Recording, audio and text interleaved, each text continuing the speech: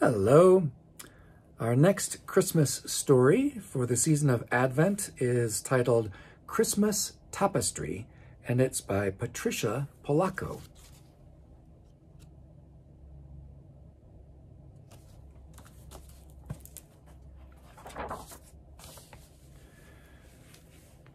There are those who say there is no balance in the universe, and that all things happen randomly, without purpose. Take, for example, one Jonathan Jefferson Weeks. He was most upset that his family came all the way from Memphis, Tennessee, when his father accepted the position of pastor at the New Baptist in Detroit. Even though their new home was on the outskirts, it was still Detroit. Nothing like Tennessee. What possible good reason could there be for leaving home and coming here?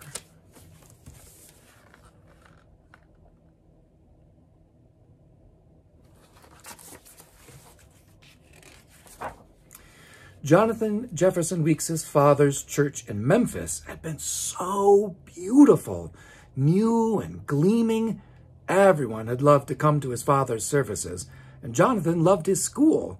He had just made it on the soccer team, and even though he was a PK, a preacher's kid, his friends there didn't treat him any differently than anyone else.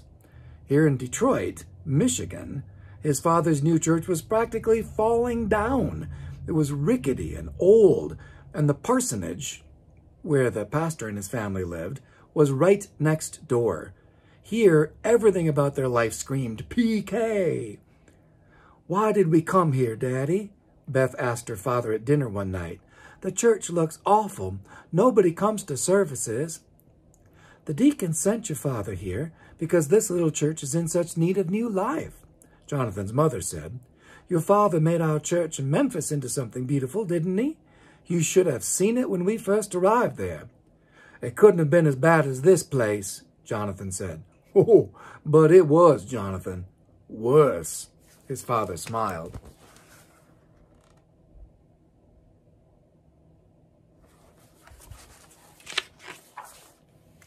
Their parents took them into the living room and pulled out a photo album from one of the packing boxes. Jonathan and Beth couldn't believe their eyes. Their father was right.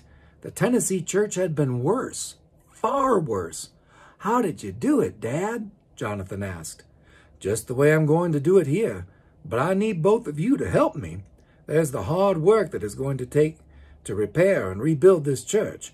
But I'll also need you to be cheerful and brave. When you see what we're going to do to this church, your spirits will be lifted." Beth and Jonathan tried to smile. "I predict that by, this very Christmas, the church will be something that we will all be proud of," their father said. "When it is finished, people will come. You'll see."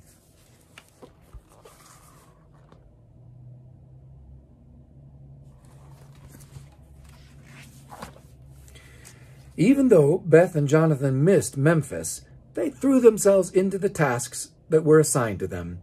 For that whole summer, they both helped clear out trash, cut back bushes, mow the lawns, and plant bulbs for the next spring. They scrubbed floors, washed walls, and even helped with the painting. When school started, they were so involved with the rebuilding of the church, they didn't even miss their old friends. They were making new ones. By fall, not only was the church looking better, but Sunday services were getting more and more crowded. Jonathan's father was just what this neighborhood needed. Folks were very friendly now, and everyone was anxious to help. Even Jonathan's new classmates came to help paint. It seemed that everything that the neighbors and friends and family did was turning the church into a beautiful place.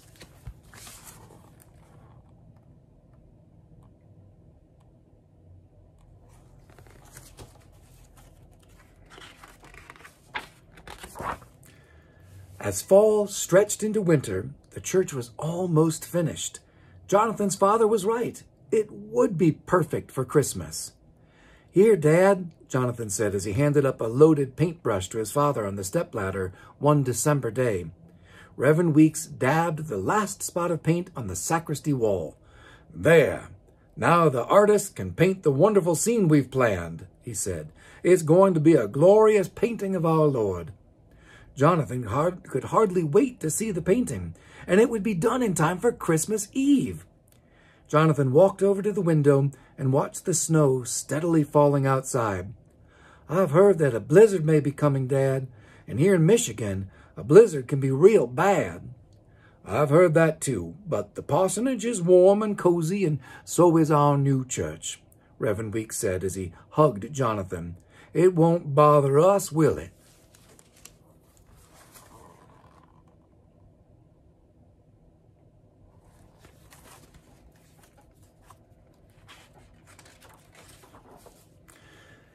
That next week brought the worst snow that had been seen in Detroit in 25 years.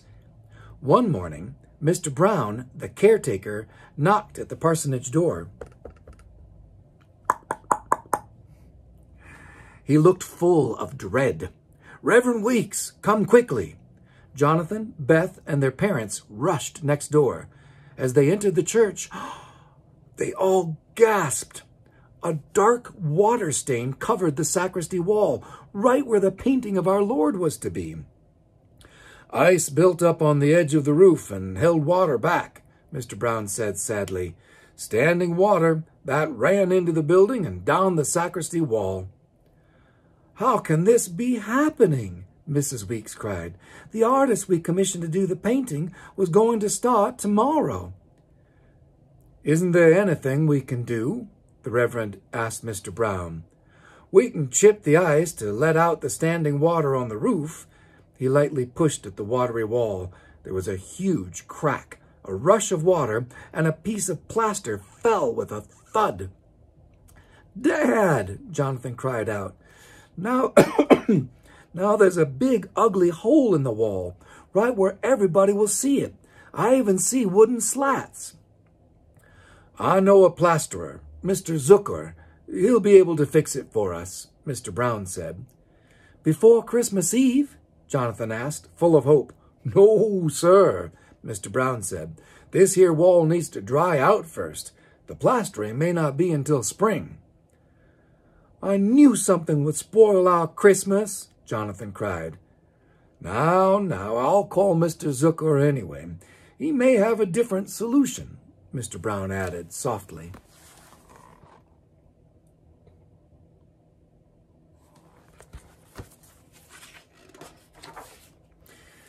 Later that night, Reverend Weeks sat on the edge of Jonathan's bed. I miss home, Jonathan cried. I know you believe God always has a plan, but what plan could have brought us here? Jonathan sobbed. We worked so hard, then God sent a blizzard. I don't understand. Well, son, although we don't always understand, the universe unfolds as it should, his father said, as he rocked the boy in his arms. Tomorrow will be another day, and perhaps things won't seem so bleak when you wake up to a new morning. Then he kissed the boy good night and closed the door.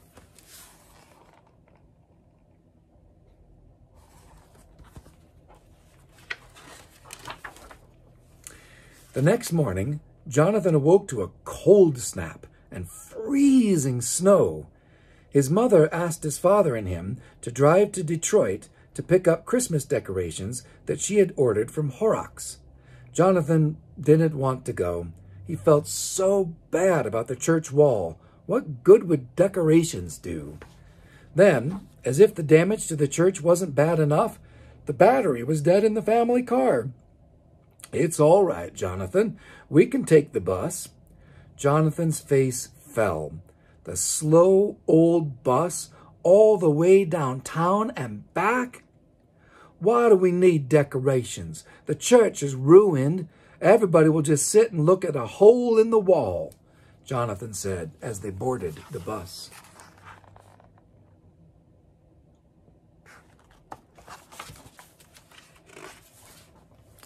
Downtown, Jonathan and his father slogged through freezing snow. The wind stung their faces. After they had picked up the decorations, they stepped into an alley to get out of the bitter wind. It wasn't an alley, really, because it was lined by odd little shops, antiques mostly. Jonathan and his father leaned against one of the windows and caught their breath for a moment. Jonathan turned toward the window, and that's when he saw it. There was the most beautiful-looking piece of cloth that Jonathan had ever seen. "Dad, look!" Jonathan pulled his father to see. "Isn't it magnificent?" his father said. "Wait, if that cloth is big enough, couldn't we buy it and hang it over the hole in the wall?" Jonathan pleaded. "The colors even look like Christmas." "Sorry, son. I have $15 and some change for the bus. That cloth looks like it would cost more than I can afford." He looked in the boy's eyes, so disappointed now. "Well, we can at least go in and look."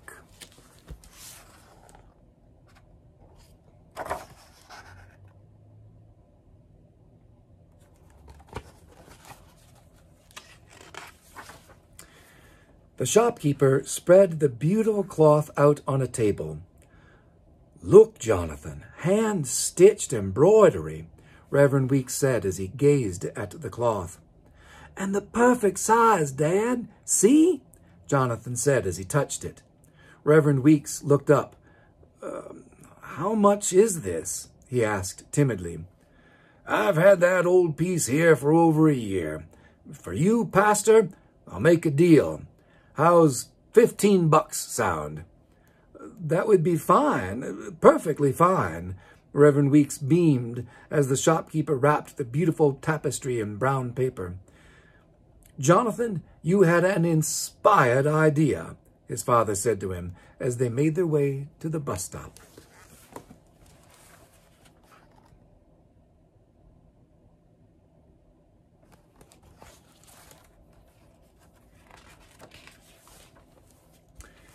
Jonathan and his father waited and waited at the bus stop. The wind burned as it stirred up waves of crystal snow. Reverend Weeks stepped into the street and leaned out to see if the bus was coming, but there was no sign of it. "Do you think that the weather is so bad they've stopped the bus service?" Jonathan asked his father. "No, it's just late. I'm sure it's just late," his father reassured. Jonathan shivered with the bitter cold. It's always late," a voice came out of the white, misty snow. There on the bench was an old lady. "The bus is always late," she said again, as she motioned toward town. Reverend Weeks smiled at her. Jonathan tried to stand behind his father, out of the bitter wind. "In my country, winters are worse than this. Like a razor the wind cuts. I have hot tea in my thermos, and some raisin cookies too," she said as she motioned them to sit with her. "Have some with me. I would like nothing more this day than to share a little warm tea with you and your boy." Jonathan looked at his father. "Please," he whispered.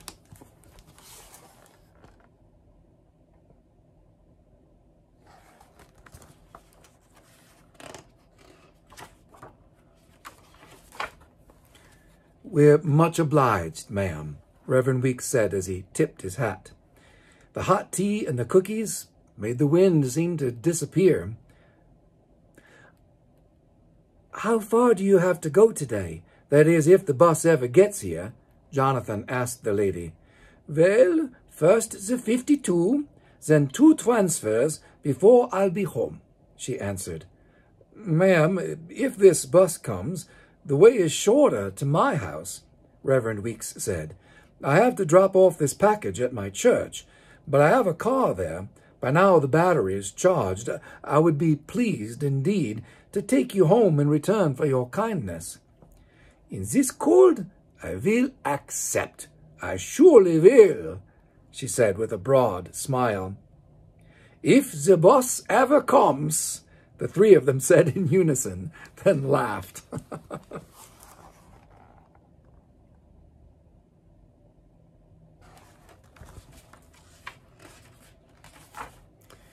The bus finally did come, and the three of them rode through a light snow to Reverend Weeks's church to drop off the package.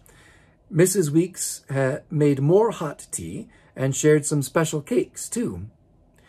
"Can we put the cloth up, Dad, before we go, just to see what it will look like?" Jonathan pleaded. He could hardly wait. "I'm in no hurry," the old woman smiled. Jonathan and his father hung the cloth right over the gaping hole. "Our Christmas tapestry," Jonathan announced. The old lady gasped. "Where did you get this?" she asked breathlessly. She looked pale as snow. "From an antique store, just before we met you," Jonathan said to her.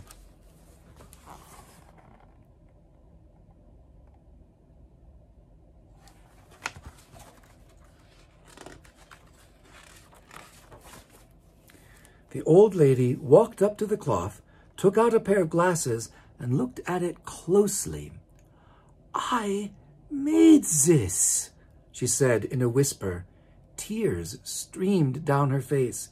"In Germany, almost 60 years ago, I sewed it with my own hands." She held the cloth with her gnarled fingers. "My applique, my family symbols. There, do you see, child?" "Are you sure?" Reverend Weeks asked. This was impossible. She lifted one of the corners, looked, then sighed. "Those are my initials." Jonathan could see 3 letters. "I stitched them there myself when I was about to become a bride." Reverend Weeks started to take the tapestry down. "Surely, then, you should have this blessed cloth back." The woman thought for a moment, then moved away. "No, here it belongs. Somehow it has made a journey all the way from Germany. It is meant to be here on your wall, in this place, in this time. I can feel it." Her voice trailed off.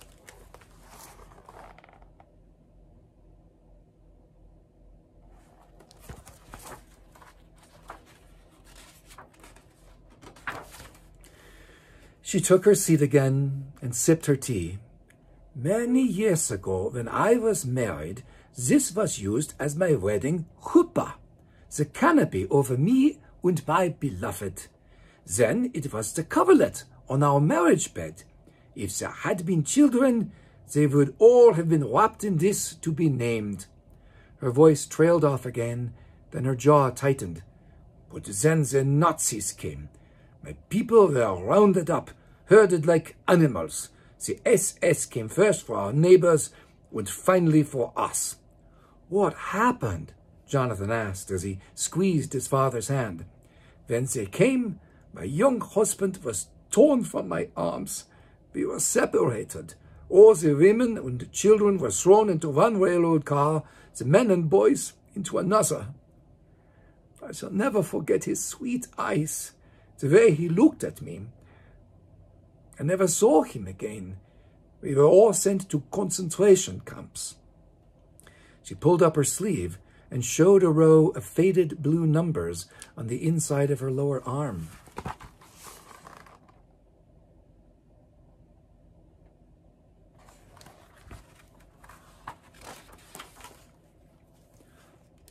"I'm speechless.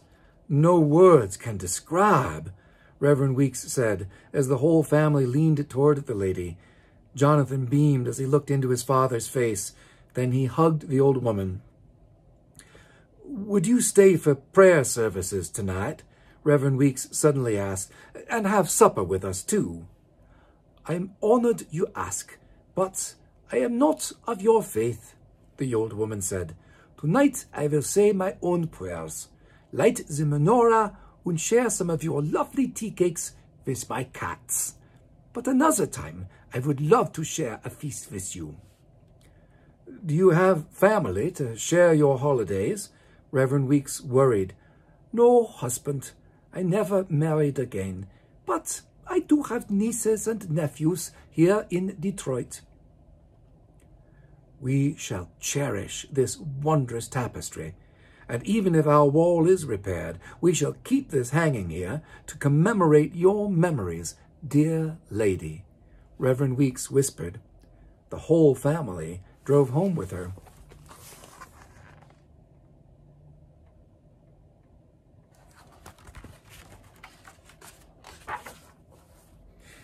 It was Christmas Eve.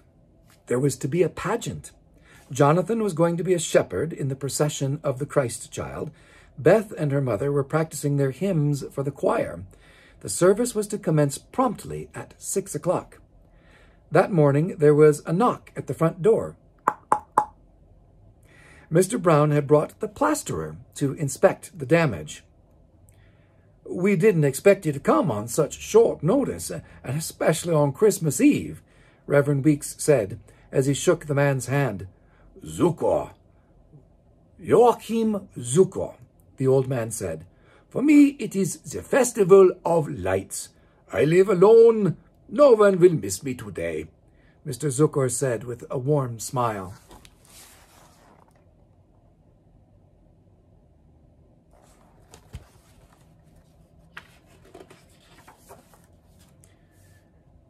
"This is where the damage is," Reverend Weeks said as they all entered the church together. Reverend Weeks pulled the tapestry back so that the old man could see the hole in the wall. Mr. Zukor put on his glasses and inspected the damage very carefully. "This won't be difficult. Not difficult at all," he said. "You do need to let the wall dry a bit, but I can make it look like new."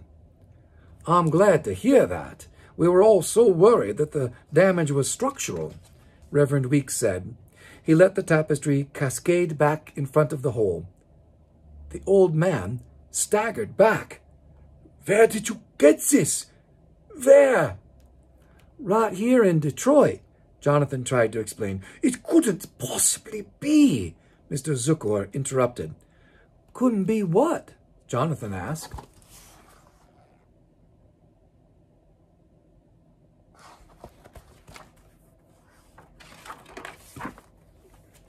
"My bride, in the old country," Mr. Zukor said softly. "She made something exactly like this for our wedding. Every stitch and pattern, all the same." Mr. Zukor started to cry. "But she was taken by the Nazis. We all were," he said breathlessly. "We were herded like sheep into boxcars and taken to camps. Work camps, they called them, but they were a place of death. I never saw her again. She did not survive that place." Jonathan looked in astonishment at his father and mother. "Did she embroider her initials in the cloth?" Reverend Weeks asked. "Why, yes, she did. How did you know that?" Mr. Zukor asked. Jonathan pulled up the lower corner. Mr. Zukor started sobbing. "R.H.Z. Those are her initials. Rachel Hannah Zukor," the old man said as he collapsed into the first pew.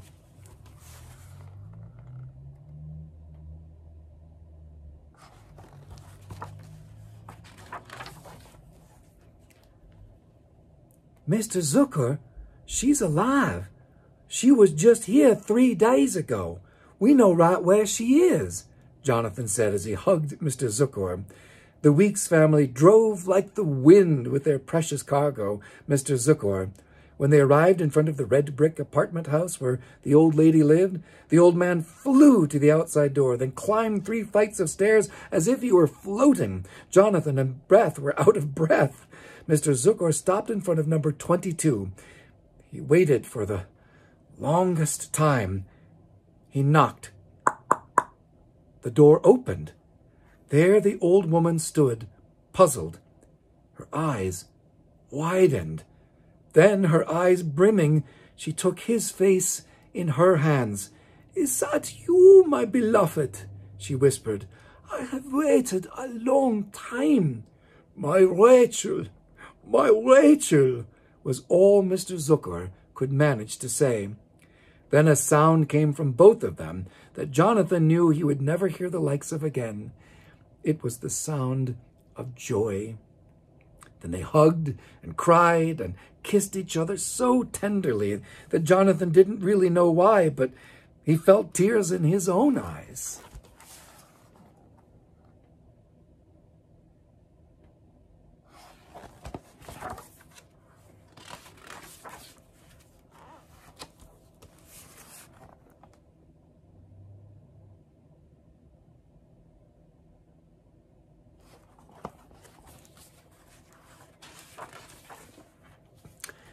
Later that night, at the Christmas Eve services, the candles were radiant. Their flickering light made the tapestry shimmer as if it were enchanted. Maybe it is, Jonathan thought, as he smiled to himself. He couldn't take his eyes off of it. The pageant was beautiful. The church was full of people singing praises. The lights on the Christmas tree reminded Jonathan of the twinkling stars in the night sky.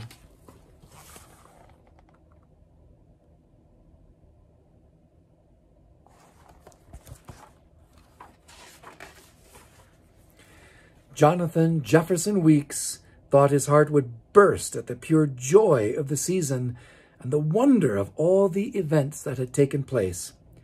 Now he knew exactly why they moved to Detroit exactly when they did. He knew why the plaster fell, why the car didn't start, why it was so bitter and cold that he and his father had shared tea with a lonely old woman. It was all so seamless, woven so perfectly, woven as beautifully and surely as Jonathan's radiant cloth that hung at the front of his church. It was all truly a Christmas tapestry.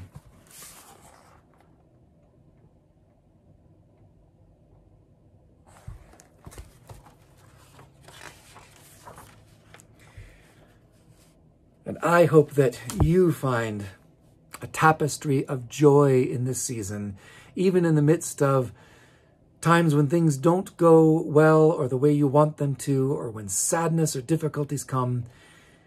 May you find a tapestry of joy in the midst of it.